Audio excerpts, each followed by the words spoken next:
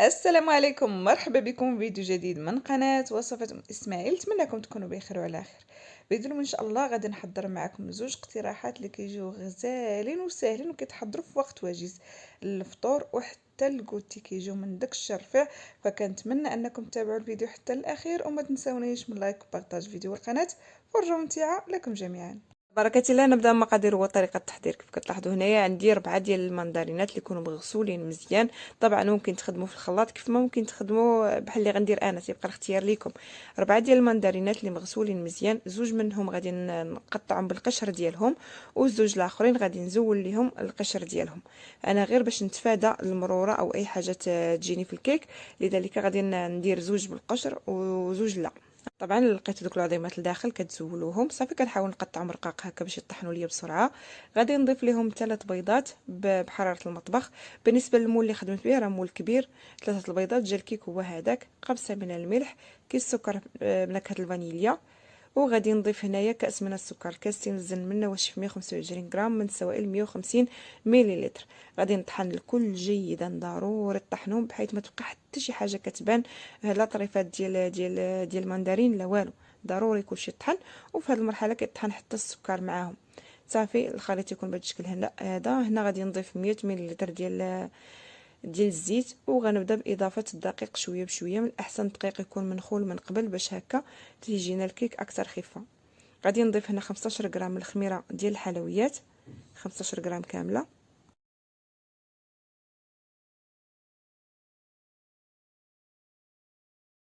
وتنبقى نخلط شويه بشويه حتى كنتحصل على خليط ديال الكيك اللي كيكون هو هذاك. بالنسبه للكيك ديال المندرين في الاول تيبان لكم الخليط بحال شويه ثقيل، لكن ما تخافوش، راه الخليط ما ثقيل ما والو، غير هذاك الطريفات اولا المندرين ملي كيطحن تيبقاو هذيك الطريفات ديالو، لاننا حنا ما صفيناه ما والو. واخا يبان لكم شويه ثقيل ما تخافوش، راه من بعد تيجي خفيف وغزال. كيف لاحظتوا هنا من بعد ما خلطت الكيك ديالي خليته جانبا، غادي ندوز هنايا عندي 250 غرام من جبن. انا خدمت جبن ديال ريكوتا هذا العادي، طبعا ممكن تخدموا باي نوع ديال الجبن المتوفر عندكم، ممكن تخدموا به. تيبقى هذيك الساعه الاختيار لكم، ولا كان حتى يوغورت مسوس يكون عاقد مزيان حتى هو كيجي زوين. غنضيف كيس سكر بنكهه الفانيليا. غادي نضيف هنايا ملعقه ونصف من النشا. طبعا اللي ما عندوش النشا ممكن تعوضوه بالدقيق، ما كيوقع والو، انا فايته نجربه تيجي بنين، ما كتوقع ليه حتى شي حاجه. غنضيف هنايا السكر 3 المعالق كبار عامرين ديال السكر. بغات تزيدوا اكثر زيدوا، بغيت نقصوا تيبقى الاختيار ليكم. بالنسبه لي انا 3 المعالق كبار كانوا هما دوك الحلاوجات مزيانه. الناس اللي تيبغيو الحلاوه بزاف ضيفوا ملعقه اخرى. صافي وغادي نخلطهم مزيان حتى ينسجموا مع بعضياتهم، تولي عندي واحد الكريمه بحال هذا الشكل هذا. والان غادي نضيف ليها بيضه كامله. بالنسبه اللي غادي يخاف من الزفره ديال البيض، راه ما كتكون لا زفره لا والو، لان هذاك المذاق ديال المندرين كيجي طاغي بزاف المذاق ديالو على اي مذاق اخر، وكيجي غزال بزاف. نتوما غير جربوا ما غاديش تندموا. انا متاكده غتجربوها وترجعوا في لي كومونتير وتقولوا لي الله يعطيك الصحه، لان فعلا كيجي غزال بزاف. صافي خلطتها حتى انسجمت ديك البيضه مع باقي المكونات ونخليها جانبا. ندوزو الان بالنسبه للمول. كتخدموا باي مول بغيتو، مستطيل دائري مربع تيبقى على حسب اللي متوفر عندكم. خديت هذا المول هذا دهنت ليه الجوانب بالزبده، وهنا وضعت ورق الفرن باش هكا نزول الكيك ديالي بكل سهوله. بالنسبه لهذا المول هذا راه مول بحجم كبير. غادي نوضع الخليط، وبالنسبه لهذه المرحله هذه شعلت الفرن وخليته على درجه حراره غير 50، لان انا عندي اقل درجه حراره في الفرن هي 50. يعني اللي عندهم درجه حراره قليله بزاف هي 180، كاين اللي عندهم 100. المهم تيبقى على حسب كل واحد وكيفاش كيطيب الكيك ديالو، على حسب نوع الفرن. انا بالنسبه للفرن ديالي درجه حراره مهيله بزاف هي 50. المهم ضروري يكون الفران لدرجه حراره مهيله والنار فقط من التحت. صافي وضعت الخليط ديال الكيك وكنبدا ننزل الخليط ديال الجبن بهذا الشكل هذا. كنزلو بهذا الشكل هذا باش يجيني مقاد، ما يبقاش ليا الفوق. وتنحاول نطلع عليه الخليط ديال الكيك غير من الجناب باش هكا يبقى ليا حتى بين من الفوق وتعطي واحد الشكل جميل. نحاول نطلع عليه الخليط ديال الكيك لانني بغيتو يجيني باين، يجيني مخلط مع الكيك، ماشي يجي غير الوسط ولا لتحت ولا يجي طالع الفوق. انا حاولت نغطي بهذا الشكل هذا غير بالعود، نقادهم مزيان ونسرحها بهذا الشكل. المهم صافي وغادي ندخلها الفران، وكتاخذش بزاف ديال الوقت، خدات مني 35 دقيقه. المهم ردوا معها البال باش ما تحرقش لكم، وتنخرجها كتكون بهذا الشكل هذا. هنا خليتها حتى بردت تماما، عاد قدمتها معكم. ثم يبان لكم واحد الجره خليتها كتبرد، جات بنتي جراتها بالموس. المهم ما علينا، ديروا راسكم ما شفتوهاش. صافي كتجي غزاله بزاف، وكتجي صراحه بنينه، وكتجي هشيشه ورطبه بزاف، ما كتحتاج ولا تسقيوها لا والو، هي راسها كتجي ما كتجيش ناشفه. صافي هنا داك الورق اللي وضعت غادي يساعدني انني نزولها بكل سهوله. ردوا معها البال باش ما تهرش لكم، لان فيها لداخل الجبن. صافي كنحاول نزول دوك الزوائد ديال الورق، ومن بعد تندهنها هنايا بالمربى. وكاين مربى المندرين اللي كنت حضرته معكم، كندهنو باش ما بغيتو. هنا خديت الكركاع وهرمشته وغادي نزين به، ممكن تزينوا بالكوك، تيبقى الاختيار لكم. زينتها هنايا بشرائح المندرين باش يبان باش مصايبه. كتجي غزاله بزاف، كيجي كيك اللي رائع بزاف، وكيجي بنين وكيجي غزال. الريحه ديالو كتجي هائله. طبعا ما كتقدموه حتى يبرد تماما ويبرد لينا هذاك الجبن اللي كاين لداخل. هنا غادي نقطع معكم باش تشوفوا الجبن كيف كيجي مخلط الجبن مع الكيك، وكيجي غزال بزاف وكيجي بنين. والكيكه كتجي هشيشه، راه باين لكم واضح في الفيديو. كتجي الكيكه هشيشه وكتذوب في الفم، وما كتجيش ناشفه بمره. كتجي غزاله بزاف، جامعه ما بين الخفه والتعليكه ديال هذاك الجبن. كيجي رائع وكيجي بنين.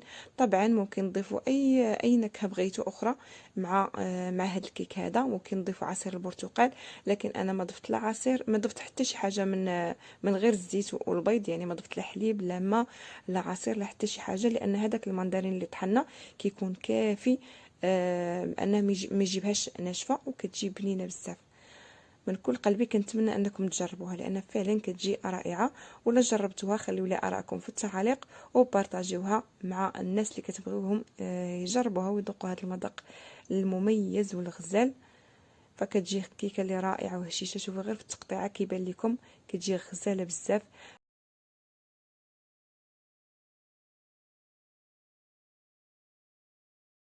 على بركة الله نبدأ مقادير وطريقة التحضير. في إناء وضعت بيضتان بحرارة المطبخ، غادي نضيف لهم كيس سكر بنكهة الفانيليا، وقبسة من الملح، وكأس من السكر.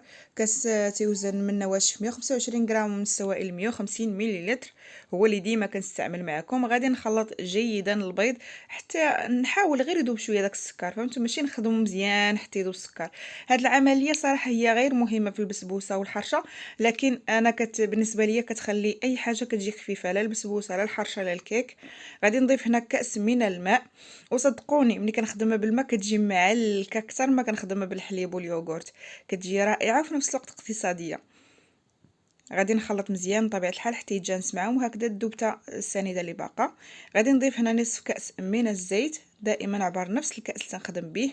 ملعقه من المربى، اي مربى متوفر عندكم. انا كنفضل المربى ديال المشماش لانه كيعطيها بنه وكيخليها تجي معلكه اكثر، واحد المذاق كيعطيها رائع. خلط مزيان بطبيعه الحال حتى تنسجم مع باقي المكونات. هنا غادي نضيف الكاكاو، انا غنضيف كاكاو على حسب اللون اللي بغيتو نتوما. نتوما ضيفوا على حسب اللون اللي بغيتو. انا ضفت هنا 3 ديال المعالق من الكاكاو مر. الا كان وليداتكم ما تيبغيوش كاكاو مر، حاولوا تخلطوا ما بين كاكاو حلو والمر، لان المر تيعطينا لون قوي، واللي تيكون شويه حلو ما تيعطيناش اللون مجهد، تعطينا غير لون قهوي ما تعطيش كحل. صافي غادي نخلط هنا مزيان، وغادي نضيف كأس من الدقيق وكأس ونصف من السميد. هنا واخا يبان لكم كميه النواشف اللي خدمت بها كثيره، لان كاين اللي كيخدم بقل، لكن غتلاحظوا بان القوام في الاخير باقي خفيف. غادي نوريكم كيفاش. هنا السميد اللي خدمت به سميد موين اللي كنخدم به البغرير. هنا وضعت 15 غرام من الخميره ديال الحلويات، وغادي نخلط الكل جيدا. هنا كنت شويه وغادي ننساها، داكشي علاش وانا باقا تنخلط تفكرتها ووضعتها. غادي نخلط جيدا، واخا يبان لكم الخليط باقي خفيف ما تضيفوش ليه النواشف. هاد المقادير راها مضبوطه وديجا حضرتها معكم في البسبوسه ديال البرتقال. هاد المقادير مضبوطه. مع دوك جوج بيضات، كأس من السوائل، كيجي هو هذاك. لاحظوا القوام ديال الخليط باقي خفيف، لكن ما تخافوش، غير خليوه جانبا بين ما خدمتوا المول وكيزيد تقال شويه. هنا خديت المول اللي عندي، غادي نخلي لكم العبار ديالو في صندوق الوصف. تندهنوا هنايا بالزبده، وممكن دهنوا حتى بالزيت، تيبقى الاختيار لكم. وغادي نغلفو او نغطيه بالسميد، وغادي ننزل الخليط. شوفوا هنا الخليط راه بدا كيتقال شويه، لكن واخا هكاك باقي ما وصلش حتى للقوام ديال الكيك. شوفوا راه غير تنخلط بسرعه. صافي هنا غادي نصب الخليط. في هذه الاثناء راني شاعل الفران على درجه حراره 180. الفران يكون سخون في الاول. العافيه فقط من التحت، يعني النار غير من التحت والفوق تكون طافيه، درجه حراره 180. خدات مني 35 دقيقه. 35 دقيقه اللي خدات مني انا، حيت الفران عندي كيسخن بزاف، ممكن تاخد معكم حتى اكثر. هنا ندوزو نحضروا السيرو ديالنا باش غنسقيو البسبوسه. عندي هنايا كاس ديال الماء عادي، وضعته في كاسرول صغيره، وغادي نضيف عليه 3 ملاعق من السكر. ودائما السكر كيف تنقول لكم حسب الذوق، ضيفوا اكثر او اقل. انا هنا ضفت سكر قليل لانني غادي نضيف الكاكاو حلو. هنايا ضفت 3 المعالق كبار ديال الكاكاو حلو، وغادي نضيف ملعقه من الزيت، او ممكن ايضا لما كانش الزيت ضيفوا الزبده في بلاصتو. هاد المكونات مع بعضهم كيخليو السيرو يجي ثقيل ويجي بنين، ماشي كيجي غير سيرو عادي هكاك خفيف. صافي غادي نخلطو فوق النار حتى يبداو تشكلوا واحد الفقاعات اللي كبار شويه هكا، كنعرف بان السيرو واجد. هنا تنبقى نحركو باش ما يفيضش ليا فوق البوطه من طبيعه الحال، والنار راها مهيله. هنا في هذه المرحله صافي واجد. شوفوا هذه المرحله، شوفوا حتى هذيك الفقاعات اللون ديالهم ولا غامق. صافي الان تنشوف تيبان لي بان الخليط واجد. غادي نطفي عليه النار من طبيعه الحال وغادي نخليه جانبا. هنا بالنسبه لي انا السيرو محتاجه يكون بارد، لان غادي نسقي البسبوسه وهي سخونه، محتاجه يكون بارد. انا ما عنديش ديك القاعده ديال نسقيو السيرو سخون والبسبوسه سخونه، كتجيني كتعجن صراحه. بالنسبه ليا كتجيني كتعجن، فالسيرو من الاحسن يكون بارد والبسبوسه سخونه. هنا ملي خرجت ها هي طيبه مزيان من طبيعه الحال، خفيفه.